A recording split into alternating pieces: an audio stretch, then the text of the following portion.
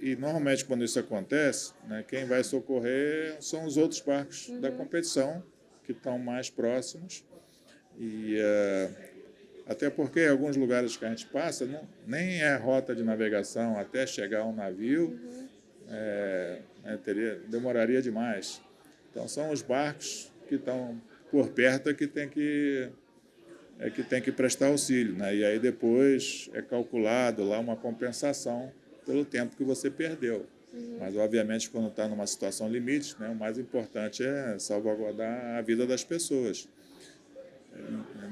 No caso dessa regata que o barco afundou, né, afundou o barco espanhol, e o barco que foi socorrer era o barco holandês que tinha perdido um tripulante.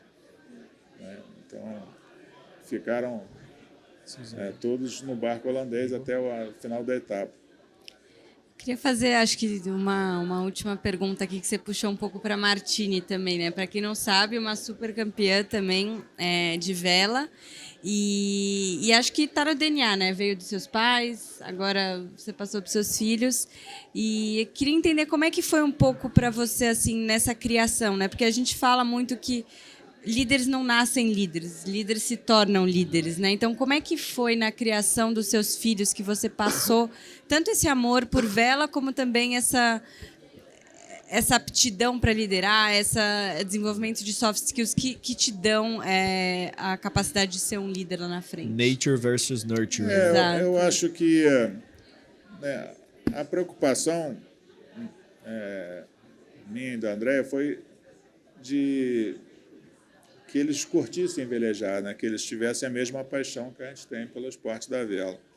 E aí a parte de competição em si é uma parte que às vezes a pessoa tem, às vezes não tem.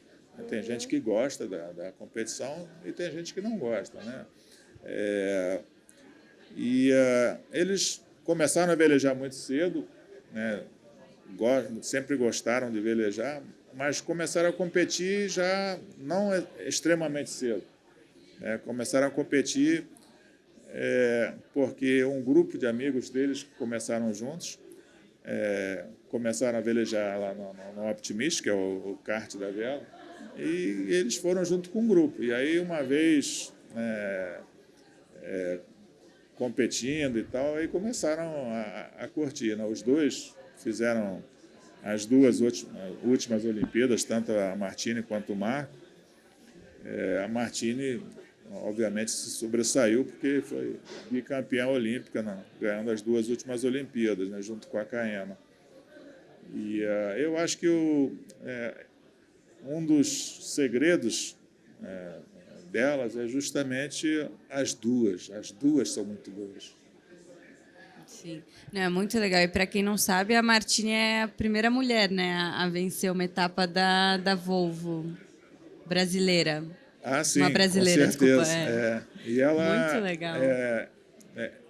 Que tem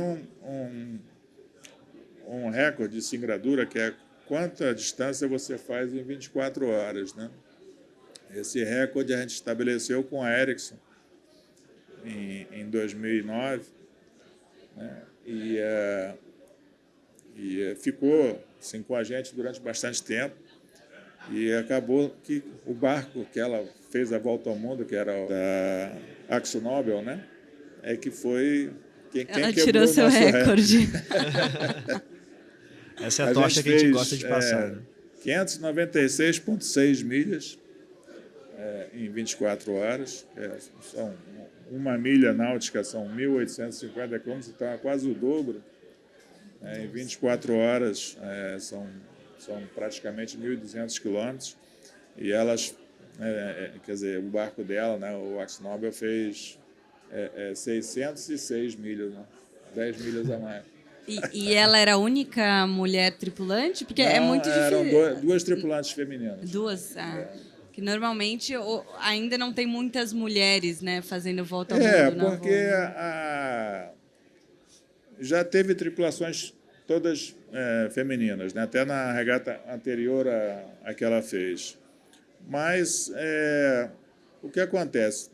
São barcos onde é muito importante a força também, né? E, obviamente, um homem, mesma estatura, mesma condição do que uma mulher, tem mais força física.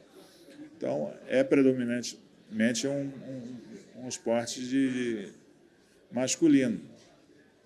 Aí se criou uma regra, né, que ela entrou justamente nessa edição, em que passaram de 10 tripulantes para 8. Na verdade, de 10 para 7. Mas era permitido levar 2 tripulantes femininas. Então, ou você ia com 7 ou ia com 7 e 2 mulheres. Era muito melhor ir com 7 e 2 mulheres. E isso foi muito bom, porque uma parte é a força física, mas há funções no barco onde não é predominante a força física.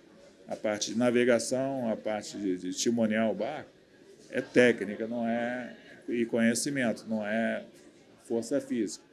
Mas faltava experiência, mulheres com experiência nesse tipo de competição, né? E isso abriu a oportunidade, né, para que elas entrassem. Então, todo o barco dessa edição da regata teve pelo menos 2 mulheres, que foi muito bom. Interessante. E agora a gente tem uma participação bem maior de mulheres na competição do que tinha no passado. Que legal. Legal. Assim, eu tento tirar sempre do que você está falando algumas coisas mais que conversam com um outro mundo, né? Pô, o mundo que acho que grande parte da nossa audiência ele vem, que é um mundo de pessoas que estão querendo aplicar esses tipos de liderança, esses conhecimentos no trabalho. Você mostrou que você transformou um esporte no seu trabalho, né, que um lugar que não era realmente... era difícil você ter a popularização de esporte de vela aqui no Brasil, de você fazer esse levantamento de recursos, de você realmente, né, viver da vela. Isso foi uma coisa que você conseguiu. Quando eu fui de Brasília para estudar em Niterói, eu fiz vestibular para engenharia, né? Uhum. E acabei não conseguindo me formar em engenharia e depois de muito tempo acabei me formando em administração, né? Meus amigos da época ficavam sacaneando, vai viver de vento, né? E eu acabei vivendo de vento. Vivi. E às vezes muitos deles que se formaram, tiveram uma vida mais normal, depois acabaram indo trabalhar com outras coisas, não aquilo com que eles estudaram. Então,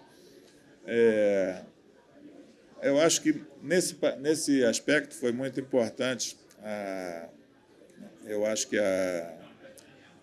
os meus pais, porque na época era muito difícil, porque não havia patrocínio, não havia nada, então era muito difícil os pais Mas eles incentivarem. te apoiavam, né? Eles não só te apoiavam, como incentivavam. Você continuar em detrimento do estudo, né? Então, eu acho que a gente deve muito a eles, tanto eu quanto o Lars, essa visão que eles tiveram que aquilo era importante, né? E foi importante e a gente acabou fazendo a vida com isso, né? E quando eu comecei com vela olímpica, não existia mulher na vela olímpica, não tinha ninguém competindo. E não tinha classe para mulheres. A Olimpíada de Paris vai ter exatamente o mesmo número de atletas, homens e mulheres, o mesmo número de medalhas para homem. E você reforçou esse apoio e incentivo para a próxima geração. Não, mas é um processo, né? Sem dúvida é um processo e é mais do que justo, né? E você vai hoje numa competição de vela olímpica, é muito mais agradável você ver lá um ambiente onde há os dois sexos, os dois lados do que um ambiente só de marmanjo. Torben, essa questão aí a gente vê bastante no futebol também, porque é um esporte de menino, né? Enfim, e eu jogo faz, 17 anos. E sempre nas competições aí, enfim, a gente que joga há muito tempo também está acostumado a jogar com os meninos mesmo, né? Então, esses skills que você comentou da mulher faz diferença também, na hora, que não é só a força, né? Que tem o jeitinho e tudo isso. Enfim, o futebol feminino está crescendo muito também. E é muito legal de ver. Os homens ainda, eu percebo nos campeonatos que eles têm uma certa resistência, assim, sabe? Alguns até acabam torcendo contra, enfim, mas até mesmo a estrutura. Por exemplo, a gente joga os campeonatos da OAB, né? Os estaduais e os nacionais. A gente jogou um em junho, que a estrutura do time, assim, a estrutura do futebol feminino, assim, a gente não tinha água, não tinha nada, não tinha médico, não tinha nada. Aí a gente foi onde os homens estavam jogando e tinha cerveja, tudo, assim, uma mega estrutura. Não é muito valorizado. Então é bem importante, principalmente também esse incentivo e vir dos pais. Por exemplo, a minha mãe mesmo foi muito contra eu jogar bola. Eu acho que esse foi um incentivo que eu precisava para jogar, inclusive. Então, às vezes, o incentivo também, Vai ao contrário. ele é ao contrário. Vai na Mas força do ódio. é bem legal esse incentivo mesmo. Acho uma coisa muito legal também que você falou, né? Viver de vela. Não é uma coisa trivial, não é todo mundo que consegue chegar lá. E é muito legal a gente pensar e ter na cabeça que você fazendo uma coisa que você gosta, fazendo com amor, tudo dá certo, né? Você não precisa seguir o caminho certo que todo mundo segue. A gente ter paixão pelo que faz, né? É o mais importante. É muito mais fácil de fazer bem feito, né? Isso acho que é muito difícil você ser muito bem sucedido fazendo alguma coisa que você não gosta. Então acho que isso é super importante.